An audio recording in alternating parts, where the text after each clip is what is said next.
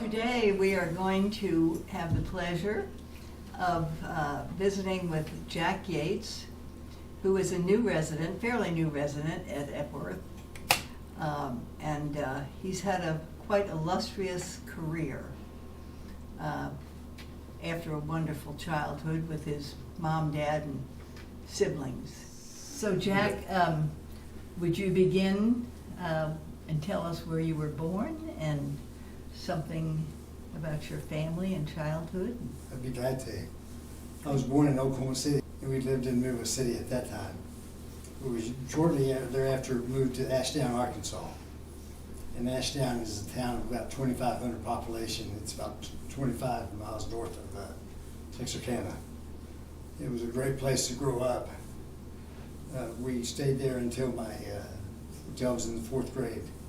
But in Ashdown, between me and my friends, we discovered the yard master had an office underneath the railroad tracks. So we could go and when he wasn't there, sneak into there and listen to the trains come over. And that was exciting. Or we'd go by the library and look in the basement window to see if the ghost was there. That was the rumor. And we never found the ghost and never got run over by the railroad track, or by a railroad, so that was a success. But Ashdown was a great place to grow up, but Dale City was fine also. Did you go to grammar school in Ashton? Yes, I did. And I have a picture that we can show of the house where I lived in Ashdown, and my 2nd grade school picture. And I'm there on the second from the left, and my heartthrob is the little girl in the white dress on the other end. Her name is Sally Ann Spigner. I think you said you had a crush on her. That's starting Yes. early. Yes.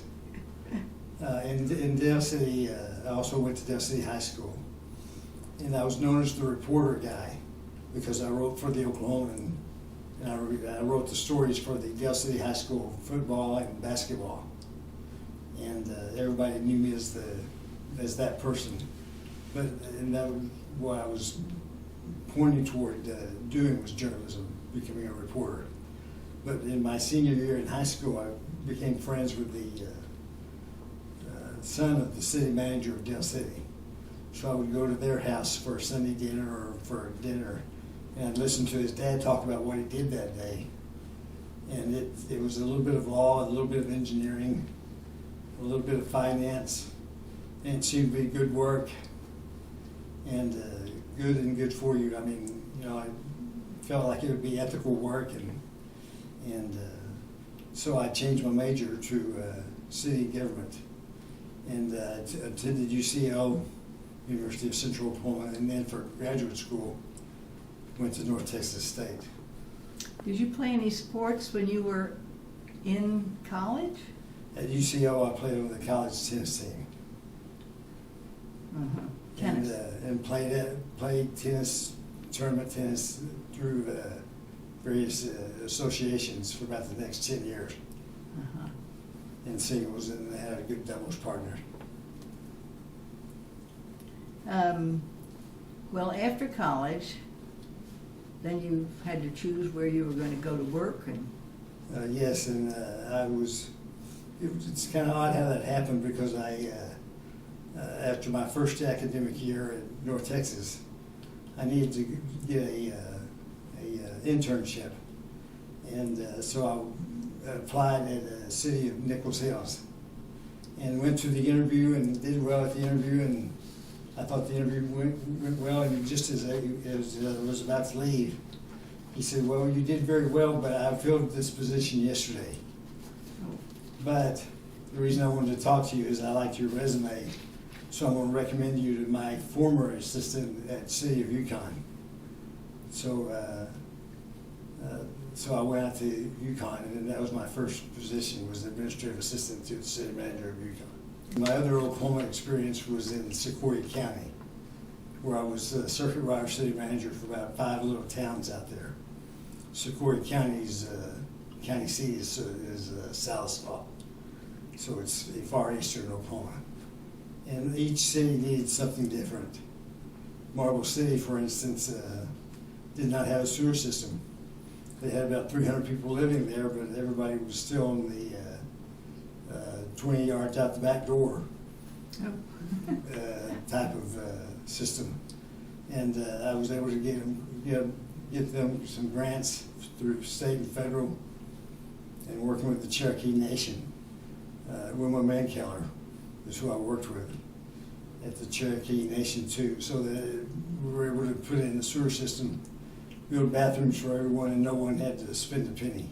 Another city was Paradise Hill, and it's about 150 houses up on Lake Temkeller, and they formed a government just so that they could get revenue sharing, payback from the federal government. But their biggest, we had our meetings on Saturday mornings once a month on one of the council members' decks. So it was pretty routine. Their biggest issue was whether or not they could drive their golf carts on the streets. So it varied from very important issues that I dealt with to the mundane, but that's just city government. Yeah. And my other experience in Oklahoma was at Piedmont. And I was in Piedmont when right after they had approved the sales tax.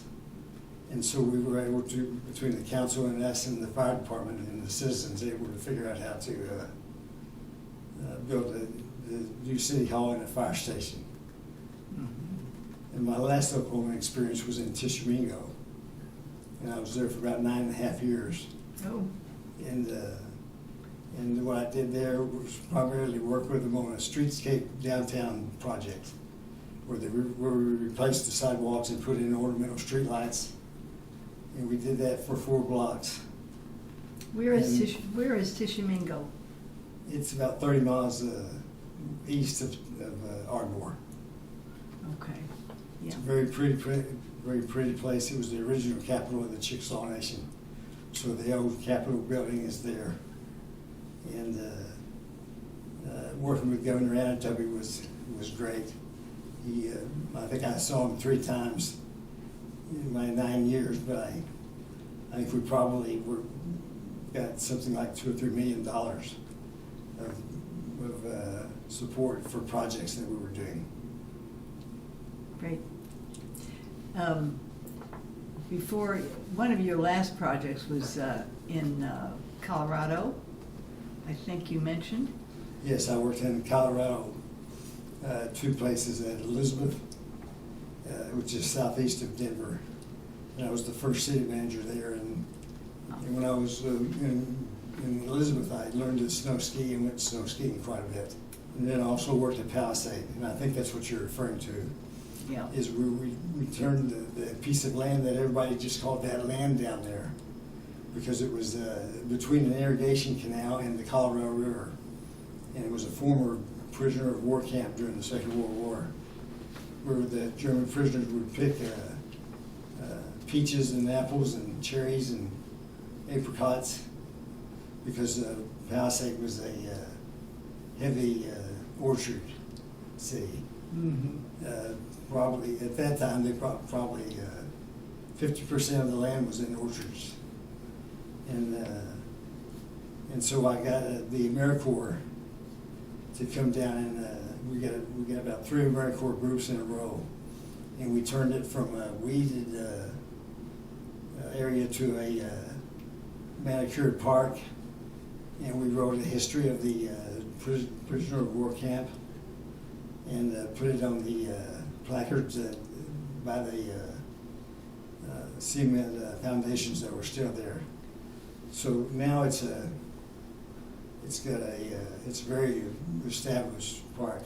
Uh-huh. But when I moved to Palisade, I discovered southeast Utah, and loved that. So I never went skiing again. Oh dear. I would run trails. I was a jogger, so I would run long distance trails. Oh, fun. And so every weekend was was where I was going to go to run, but Palisade was right next to several large canyons. So in about 5 minutes or 10 minutes after getting off work at 5 o'clock, I could have my clothes changed and be running in a main canyon, which is where wild horses are.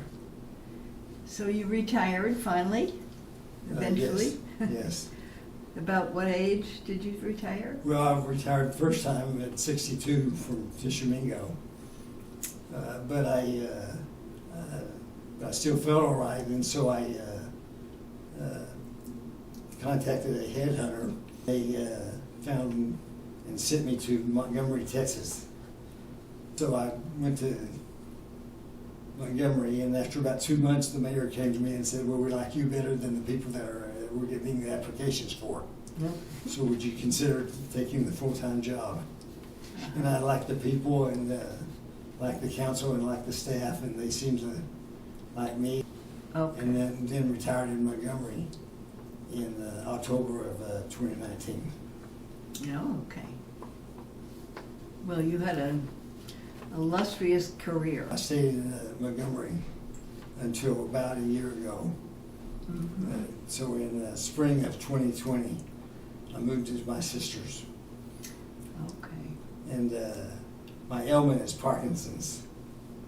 And I just, that first started, the first physical manifestation of that was my left hand started trembling.